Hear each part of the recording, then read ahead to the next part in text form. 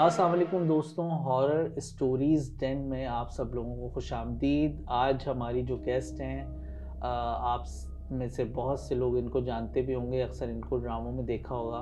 कभी ये प्रिंसिपल बन जाती हैं, कभी आज तो ये जहाँ से आ रही हैं शूट पे से, वहाँ से रिश्ते कराने वाली बनी हुई थी। और अच्छी आर्टिस्ट हैं, अच्छी एक्टर हैं और आज हमारी गेस्ट हैं और आज हम सुनेंगे इनसे इनकी एक रियल लाइफ स्टोरी। अस्सलामु अलैकुम शाज़िया।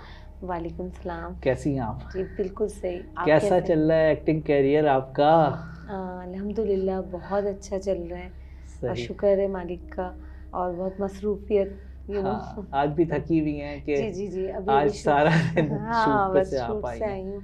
लेकिन आपने कहा कि आपके पास एक हॉरर स्टोरी है और हमारी टीम ने भी बताया कि उनसे सुने, वो आपको एक बहुत ही अच्छी रियल लाइफ स्टोरी सुनाएंगे। तो चलें स्टार्ट करते हैं। क्या वाकया था ये जो आप हमें सुनाएंगे? बिस्मिल्लाहिर्रहमानिर्रहीम। ये वाकया था मेरी एक्चुअली बहुत ही करीबी दोस्त का, अच्छा।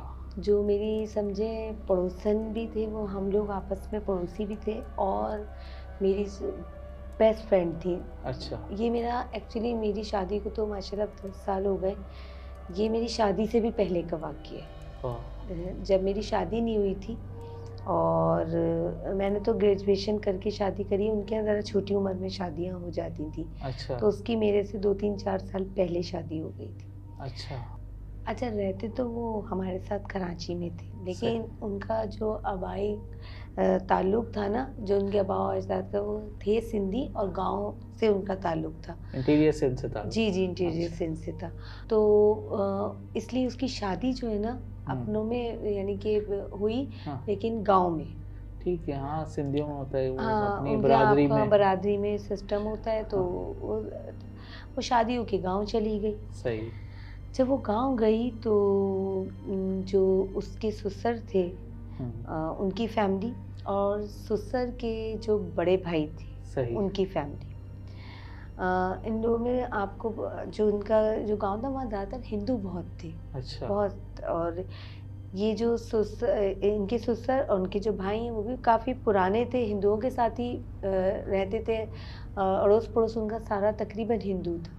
हाँ, इंटीरियर सिंध में बहुत ज़्यादा हिंदू आबादियाँ हैं। जी जी जी बहुत ज़्यादा। हाँ, और अच्छे खासे कहते हैं कि वहाँ हिंदू ही आबाद थे। जब पाकिस्तान और हिंदुस्तान अलग हुआ है तो बहुत से हिंदू वहाँ रह गए थे। ज़मीनें थी बाकायदा हिंदुओं की, और अभी आज तक है। बिल्कुल, आज भी ऐसी आबादी है जहाँ मुसलमान कम रहते हैं, हिंदू ज़्यादा। और सिंधी हिंदू बहुत हैं। बहुत है क्योंकि वो सिंध में रहते हैं। तो अच्छा, ये लोग तो हिंदू नहीं थे ना? नहीं, ये लोग हिंदू नहीं थे, तो मुसलमान थे ना। सही। मेरी दोस्त मुसलमान फैमिली से उसका ताल्लुक था। जब वो शादियों के गांव गई तो इर्द गिर्द सब हिंदू थे।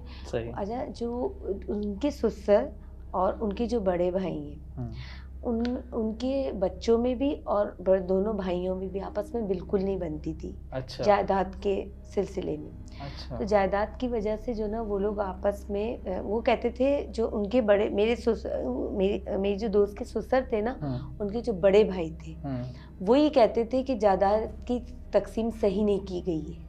अच्छा, जो मेरी दोस्त के ससुर थे वो माशाल्लाह उन्होंने जो ना तरक्की करी। उन्होंने जो उनकी वालिद ने जायदाद दी ना, दोनों भाइयों को दी थी, लेकिन उन्होंने अच्छा यूटिलाइज़ किया। 1-2 फैक्ट्रियाँ कराची में भी लगाईं। अच्छा। और अपना जो कारोबार था ना उसे बढ़ाया। लेकिन जो दूसरे बड़े भाई थे उन्होंने जो ना अपना गलत जगहों पे पैसा लगाया, याशी में पड़ गए ज़्यादा।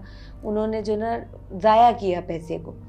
तो जब बच्चे माशाल्लाह इनके वेल ऑफ थे, जाहिर सी बात है आप जब कहीं पैसा यूटिलाइज करते हैं तो आपको उसका बेनिफिट रिटर्न आता है। पैसा पैसे को घसीटता है। लेकिन उन्होंने क्या किया, पैसा ज़ाया किया, कुछ उस पैसे से कोई अर्निंग कुछ भी नहीं करी, बच्चों को कोई ख़ास तालीम भी नहीं दे सके। उनके बच्चे अच्छे स्कूलों में भी पढ़े, अच्छे थोड़े से वेल ऑफ थे मेरी दोस्त के ससुर। और उनके जो बड़े भाई थे उनके बच्चे भी वेल ऑफ नहीं थे। तो उन्होंने ही कहना शुरू कर दिया, तकसीम सही नहीं हुई जायदाद की, हमें शत कम मिले। तो आपस में जायदाद की ना जेलेसी थी उन लोगों में आपस में बहुत ज़्यादा थी। खैर मेरी तो दोस्त को इतना डीपली पता नहीं था, कि अंदर से पता तो चलता नहीं है दुश्मन कौन है और दोस्त होते अपने ही हैं और दोस्त कौन है। अब हुआ ये कि माशाल्लाह ये जल्दी प्रेग्नेंट हो गई थी जाकर। तो इसलिए इसको ज़्यादा नो हाउ भी नहीं थी। तो अब अक्सर आपने देखा होगा ज़्यादातर है तो ये हिंदुओं की रस्म, लेकिन वहाँ रह रह के उसमें मुसलमानों में भी रस्में आ जाती हैं। या गोद भराई की रस्म होती है। अच्छा। जब इसके कुछ महीने गुजरे तो गोद भराई की रस्म के लिए सास ने बोला कि चलो अपना इनको भी बुलाते थे कि शादी ब्याह में वो लोग आते थे, लेकिन वैसे मिलना नहीं था। अच्छा। जैसे होता है ना हर वक्त घर आ रहे, कोई ख़ास मौका होता था ना तो उन लोगों को बुला लेते थे। क्योंकि वो लोग भी समझते थे कि ये लोग पता चल जाता है जो आपसे जल रहा होता है, इतना नहीं है कि बिल्कुल ही इंसान, हाँ आप क्लेम एकदम नहीं कर सकते कि नहीं यही दुश्मन है, हाँ। लेकिन मोहतात रहते। अच्छा, उनकी सास वगैरह तो थोड़ी मोहतात रहती थी, इसलिए उन्हें कम ही बुलाती थी, कम मिलना जुलना था।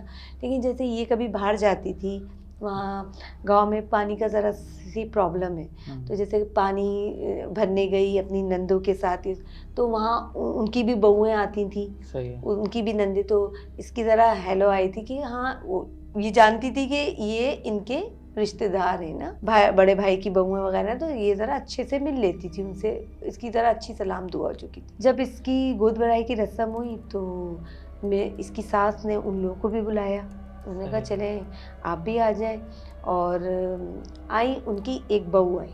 अच्छा, गोद भराई में इसका नाम क्या था लड़की का? सकीना। अच्छा, सकीना। मेरी दोस्त का नाम सकीना था।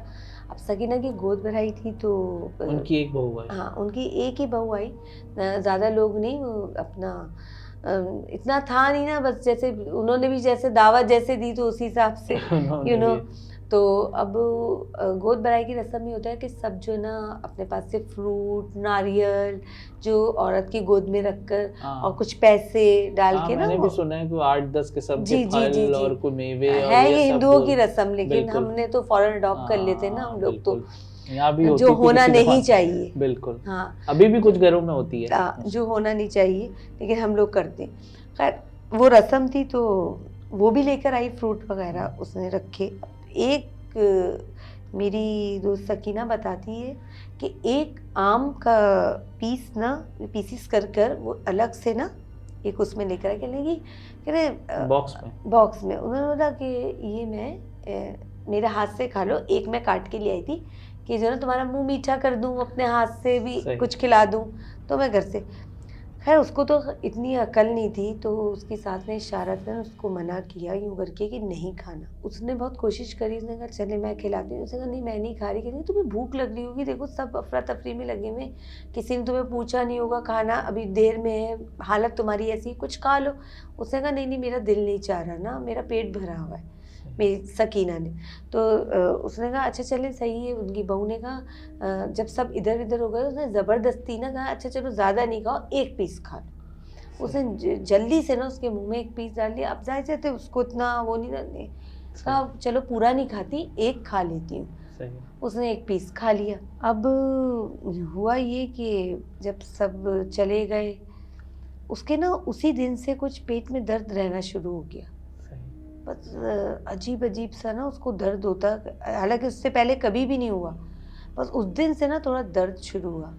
तो एक दिन जो है ना वो दर्द की वजह से कराई थी, मैंने कहा चलो वॉशरूम मैं जाती हूँ, शायद हाजत पास होगी तो शायद मेरी तबीयत सही हो जाए, इस वजह से शायद मेरे पेट में दर्द है। गैस हो जाती है ना प्रेगनेंसी में भी औरतों को, गैस प्रॉब्लम और कुछ वैसे प्रॉब्लम कब्ज़ की इसकी हो जाती है। उसने कहा चलो ठीक है, मैं अपना वॉशरूम, जब वो वॉशरूम गई ना तो वॉशरूम बहुत उबल सा रहा था।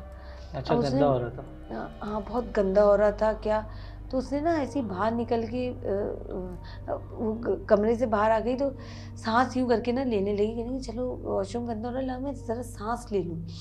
तो खिड़की के सामने आई तो लंबी लंबी सांस लेने लगी, तो खेत थे सामने, तो उसने वो एक औरत को देखा, जब वो सांस ले रही थी ना लंबी लंबी, तो खेतों के पास से एक औरत जो ना उनके घर की तरफ आ रही थी। उसने देखा रात का टाइम है, औरत, खैर उसकी एक्चुअली तबीयत बहुत सकीना की ख़राब हो रही थी, उसने इग्नोर किया औरत को। वो अंदर आई, कह लगी अब मेरा तो वॉशरूम गंदा हो रहा है, कहाँ जाऊँ।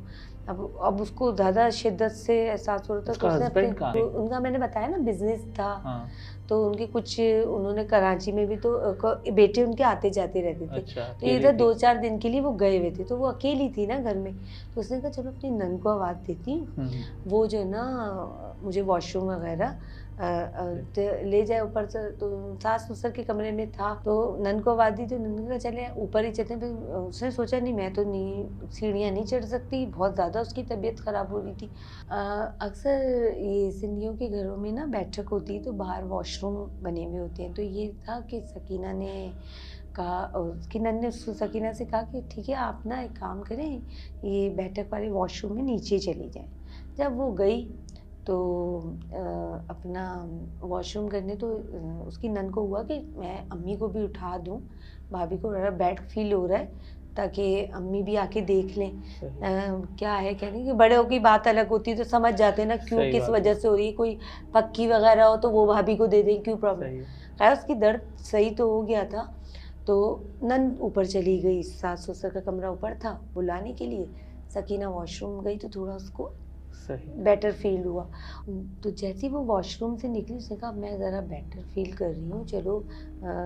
तो वही औरत जो उसने बाहर देखी थी उनके घर पर खड़ी हुई थी, सहन में, उसके घर के सहन में, क्योंकि सहन का वॉशरूम यूज़ कर रही थी बैठक के आगे। तो सहन में खड़ी हुई उसको जो ना देख रही, एकदम उस औरत ने जो ना एक खंजर निकाला अपने यहाँ से, खंजर निकाल के और अपने पेट के अंदर मारना शुरू कर दिया। वो उसने जब ये मंजर देखा था, ऐसी बात है ये मंजर तो कोई भी देखेगा ना, ओरिजिनल कोई औरत खड़ी हुई हो आपके सामने, अपने ऊपर कोई आम इंसान ही मार ले, वो तो बहुत अजीब सी औरत थी। जब उसने मारा, वो मेरी दोस्त सकीना वहीं बेहोश हो गई, उसे कुछ होश नहीं। तो अब आई होगी नंद, जब देखा तो कि भाभी बेहोश है, उसे हॉस्पिटल पहुंचा दिया। अब जब हॉस्पिटल में उसकी आँख खुली, मेरी दोस्त सकीना बता रही थी, तो सकीना मुझे बताया कि मेरी ना हॉस्पिटल में जब आँख खुली तो डॉक्टर वगैरह और मेरे घर वाले मेरे गिर्द थे। तो डॉक्टर्स ने यही बोला कि शायद इन्होंने बहुत इनको बहुत ज़्यादा थकन हो गई है, तो अब आप इनका ख़ास ख्याल रखें, कोई वज़नी चीज़ें ही ना उठाएं, जो रिवायती डॉक्टर कहते हैं, जो वो समझे उस वक्त उसकी बेहोशी से। जो भी अंदाज़ा लगाया, डॉक्टरों को क्या पता। खैर उन्होंने अपने तौर पर यही बोला, जो औरतों जो एहतियातें होती हैं बता दी कि भाई इनको ज़्यादा काम नहीं करवाएं और इनको आराम ज़्यादा करवाएं, थकन वाले काम ना, तो इस वजह से खैर उन्होंने उससे घर भेज दिया। फिर वो हॉस्पिटल से घर आ गई। घर आके जो ना उसने देखा जी कुरान खानी हो रही है, फिर वो अपने रूम में चली। तो रूम में ससुर ने कुरान खानी रखी हुई थी। तो ससुर थोड़ी देर बाद मेरी सकीना के रूम में आए, मेरे दोस्त के, और बोले कि ये मौलवी साहब है, इनको भी दम करवा देता हूँ तुम्हें, ताकि तुम और बेहतर फील करो। मौलवी साहब कमरे में आए, उनके हस्बैंड भी साथ थे। मौलवी साहब ने कहा उनके हस्बैंड से सकीना के कि उनके पेट पे हाथ रखे। फिर ऊपर मौलवी साहब ने अपना हाथ रखा और कुछ पढ़कर दम किया। जब पढ़ाई करी उन्होंने, पढ़ने के बाद उन्होंने बताया कि बच्ची ने कुछ गलत चीज़ खाई है, जिसकी वजह से ना कुछ मुझे गड़बड़ दिख रही है, इसका आपको तोड़ करवाना होगा। अच्छा, कोई काला इल्म हुआ? काला इल्म, किसी ने कुछ इसको खिला दिया है बच्ची को, या कुछ ऐसा इसने खाया है। अब वल्लाह आलम किसने खिलाया क्या है, लेकिन हो चुका है मामला ख़राब ना, तो अब आप ना इसका तोड़ करवाएं। और ऐसा अपने सजेशन देकर चले गए। उसी रात इसके साथ एक जाहिर से उन्होंने पढ़ाई भी करी थी। जब एक रूहानी इंसान पढ़ता है तो कहीं वहाँ का रद्द-ए-अमल थोड़ा सा आता है, कुछ ना कुछ। जब वो अपने कमरे में सो रही थी तो उसकी नंद आई, उसने कहा भाभी ये दूध का गिलास है, दूध भरा हुआ, ये आप पी लीजिए, बेहतर फील करेंगी। डॉक्टर ने भी कहा था ज़रा इनकी सेहत का, खुराक का ख्याल रखिएगा। उसने दूध का गिलास पी लिया, पी के रख दिया गिलास साइड में, वो लेट गई। थोड़ी देर बाद वही नंद आई उसकी दोबारा, कहने की भाभी ये दूध पी लीजिए। मैंने कहा अभी तो पिया। कहने भाभी मैं तो आपके कमरे में नहीं आई, आप ही कैसे कह सकती हैं कि मैंने अभी पी है, तो उसने कहा नहीं ये रहा गिलास। जब देखा तो गिलास भी नहीं। अच्छा, उस सकीना कह रही है कि मेरे को फील हो रहा था कि मैंने पिया है, यहाँ दूध लगा हुआ भी था। जब इंसान पीता है दूध तो अगर 5 टेस्ट होता है, मुंह पे टेस्ट होता है, एक फील हो जाता है। और उसका पेट भी कुछ भरा भरा उसे महसूस हो रहा था और उसने कहा टेस्ट भी फील हो रहा है। नन उससे कहने की नहीं भाभी ऐसे तो नहीं हुआ, मैंने तो अभी अभी आई हूँ। खैर उनकी ये शोर शराबा सुन के वो बातें कर रही थी और घर वाले भी आ गए। उन्होंने कहा चलो तुम्हारा, अब वो सब समझे कि बीमार है, जाहिर सी बात है बेहोश भी हो गई थी वो, तो इसको शायद कोई ख्वाब आ गया है कुछ, ये इसने नहीं पिया, ऐसी बहस करी। उन्होंने कहा देखो पी लो, थोड़ा सा और दूध पी लो, पी लो, चलो पिया है ना, लो और पी लो, ऐसे करके सब उसको बहला के दूध। तो एकदम ना सकीना को याद आया कि गोद भराई वाले दिन भी जो उनकी भाभी आई थी, इनके ससुर के बड़े भाई की बहू, उसने जो है ना ऐसी ज़बरदस्ती उसको आम खिलाया था, वो पीस। एकदम उसको याद आया। उसने फिर बोला अम्मी अपनी सास से कि उस दिन भाभी ने भी मुझे ऐसे ही आम खिलाया था। तो वो जो आई थी तो उन्होंने बोला ये तुमने क्या किया, मैं तो तुम्हें उस वक्त मना करके गई थी, इसके हाथ का कुछ भी नहीं खाना, मैंने तुम्हें इशारतन मना की थी, आंखें दिखाई थी, फिर तुमने कैसे खा लिया। अब कहेंगे अम्मी उसने ज़बरदस्ती मेरे मुंह में डाल दिया था, अभी आप लोग ये ज़बरदस्ती कर रहे थे, एकदम मुझे याद आया कि उसने मेरे साथ ज़बरदस्ती करी थी। तो ससुर को तो उसके वो गुस्सा आया, उसने तो शोर शराबा शुरू कर दिया, देखो वो अपनी औरत अपना काम दिखा के चली गई, हम लोग उसके हाथ का। फिर ज़रा ना सकीना को पता चला कि ये लोग इस टाइप के हैं, ये काला इल्म जैसे ही करते हैं। वो सास ने फिर बताया कि भाई इनकी तो पुजारियों के पास आना जाना लगा हुआ है और इनकी दोस्ती आ रही है, तो बहुत इन्होंने तो और भी मौक़ों पे हमारे साथ क्या क्या किया है। अब सकीना को तो इस बात का इल्म नहीं था ना, पूरी तरीके से तो बताया नहीं गया था, बस एहतियात करने का कहा गया था। ये पूरी बात अब खुली जब सकीना पे बीती सारी, तो वो बड़ी परेशान हो गई। तो भाई उनके ससुर तो बहुत ज़्यादा गुस्से वाले थे, वो तो बहुत उन्होंने गुस्सा करना शुरू कर दिया कि ये तो बहुत गलत हो गया। वो लोग काम करके अपने चले गए और जो उसका जो शौहर था उसने कहा भाई मैं तो इन लोगों को छोड़ूंगा नहीं। वो तो उनके घर पे जा रहा था मारने के लिए, फिर उसके जो ससुर थे उसने ज़रा रोका उनको, रोका नहीं ये नहीं करो, हम इन्होंने अगर कराया है तो हम इसका तोड़ करेंगे, ठीक है। वो मानेंगे थोड़ी कि हमने की है, कोई कहेगा कि हमने की है, लेकिन उन्होंने बोला बस अब यही है कि हम इसका तोड़ करते। बड़े आलिमों वगैरह के पास गए, उन्होंने 2-4 जगहों पे बातचीत भी करी, वो उनकी कुछ समझ में, फिर एक बस उनसे गलती हो गई। बस कहते हैं ना 100 मुँह 100 बातें, किसी ने उन्हें मशवरा दे दिया क्या हुआ, या अपनी समझ उन्होंने लड़ाई। सकीना को तो इतना वो नहीं था, लेकिन बस वो किसी पुजारी के पास ही चले गए, क्योंकि उन्होंने भी किसी हिंदू पुजारी से काम करवाया था। तो इनके भी दिमाग में ये आया, किसी ने बोला भाई तुम भी ये अमल इसी से सही होगा, रूहानियत से तो शायद ना हो, देर लगेगी, ये होगा वो होगा, बच्चा तो अभी 6 महीने तकरीबन गुजर चुके होने वाला है, देर लगेगी, आप एक काम करो, तो आप भी जो है ना पुजारियों के पास, ये एक पुजारी के पास चले गए। अब जी वो पुजारी साहब घर पर आए, आकर जो ना उन्होंने उससे बोला, सकीना जो बताती है कि मुझसे कहा कि इसको यहाँ बिठाल दो और इसके जो कपड़े हैं वो दे दो और जेवर, और दरिया के किनारे की उन्हें चिकनी मिट्टी चाहिए थी। आपने देखा होगा कि सिंध में दरिया है ना, पंजाब में जो दरिया है उसमें तो रेत होती है, सिंध के दरिया में चिकनी मिट्टी नहीं होती, जिससे बर्तन जी, जिनसे बर्तन बनते हैं। वहाँ सिंध के बर्तन भी मशहूर हैं इसीलिए कि वो वहाँ की मिट्टी बहुत अच्छी है। खैर उन्होंने दरिया से मिट्टी मंगवा कर, चिकनी मिट्टी, उसकी एक मूर्त बनाई, एक औरत की मूर्त बनाई। अच्छा, पुतला बनाया? हाँ पुतला, लेकिन वो औरत का पुतला था। उन्होंने बनाने के बाद उस पे उसके कपड़े, उस सकीना के, और उसका जेवर था वो पहना के और संदूर लगा कर, क्योंकि औरत बनाई थी, संदूर वगैरह लगा के उस पे कुछ हवन जो ये लोग कहते हैं कोई अमल करना शुरू कर दिया। उन्होंने खूब आग जलाई और उस पर अमल करना शुरू कर दिया, आग के ऊपर खूब पढ़ाई। अब वो आग के अंदर सकीना बता रही है संदूर डाल रहे और पता नहीं कौन कौन सी मिट्टी, एक दो जगह की वो और उठा के लेकर मिट्टी आए थे, वो डाल रहे, आग के अंदर से जैसे कोई शोले निकल रहे ना। सही। तो बस फिर एक जैसे उन्होंने पढ़ाई शुरू करी, तो आग के अंदर से ना एक गोल सा दायरा सा बना, काला सा हेवला सा निकला बाहर, और निकल कर वो एक औरत की शक्ल में आकर ना वहाँ बैठ गया, बिल्कुल जहाँ आग जल रही थी ना, पुतले के पास बराबर में जाके बैठ गया। और फिर उन्होंने फिर उस हेवले पे पढ़ाई शुरू करी, काला सा था। तो फिर उसने एकदम जो है ना सकीना की तरफ यूं करके देखा, हेवले ने जो निकला था। फिर उन्होंने तेज तेज पढ़ाई शुरू करी, फिर वो एक ब्लास्ट करके ना एक आवाज़ सी आई और वो हवा में तहलील हो गया। उससे ये हुआ कि सकीना की हालत और बिगड़ गई।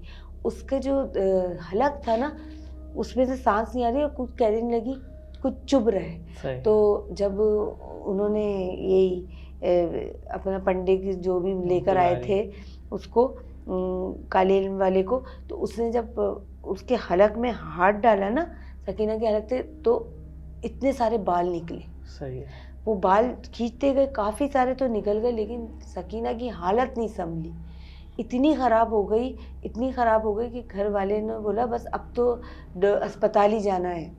और उन्होंने क्या किया, जितने बाल निकले अच्छे खासे निकल चुके थे, लेकिन उसकी तकलीफ नहीं जा रही थी, वो फिर भी कह रही थी यहाँ कुछ चुभ रहा है। सही है। मेरी सांस नहीं आ रही। उसको फिर हॉस्पिटल लेके भागे सारे घर वाले, फौरन लेके गए जी। फिर फ़ौरन जो है उसको हॉस्पिटल लेकर भागे वो, कि भाई उसकी सांस नहीं आ रही थी हलक पे। तब डॉक्टर ने कहा भाई ये तो ऑपरेशन होगा इनके, हमें नहीं लगता कि बच्चा बचेगा। तो अब हुआ ये कि डॉक्टर ने ऑपरेशन किया उसका। बच्चा तो खैर नहीं था, लेकिन डॉक्टर ये बता रहे थे कि उसकी पूरी बच्चेदानी में ना बाल लिपटे हुए थे। अच्छा।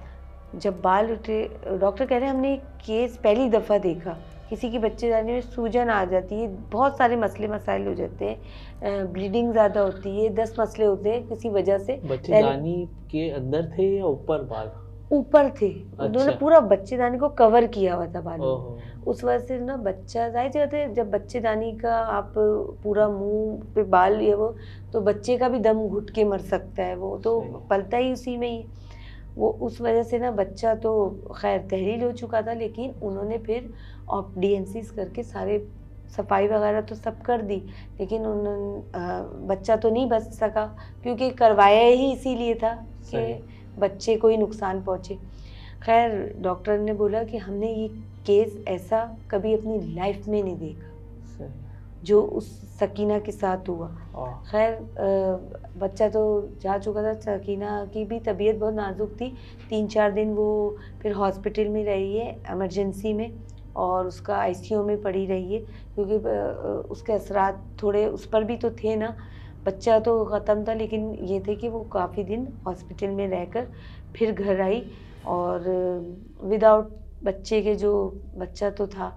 अब घर आने के बाद सकीना की हालत तो सही थी, लेकिन उसकी अम्मी जो थी उसको कराची लेकर आ गई। अच्छा। हाँ, उसने बोला नहीं मेरी बेटी को ना यहाँ नुकसान है, क्योंकि सकीना की माँ और सकीना आप समझ गए थे कि ये मसले मसाइल वहाँ हैं, और भी किस्से उन्होंने थोड़े बहुत सुने थे बाद में।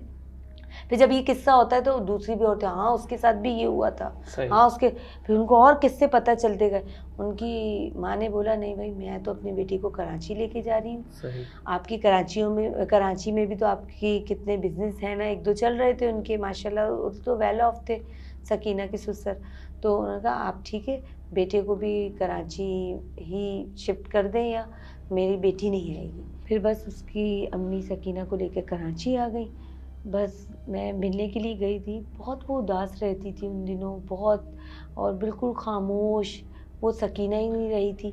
मैं आके अपनी अम्मी को बताती, तो अम्मी ने कहा बेटा तुम नहीं जाओ, ऐसे आते उसके साथ असरात थे, क्या आए तो आपको पता है ना फ़िक्र करती हैं।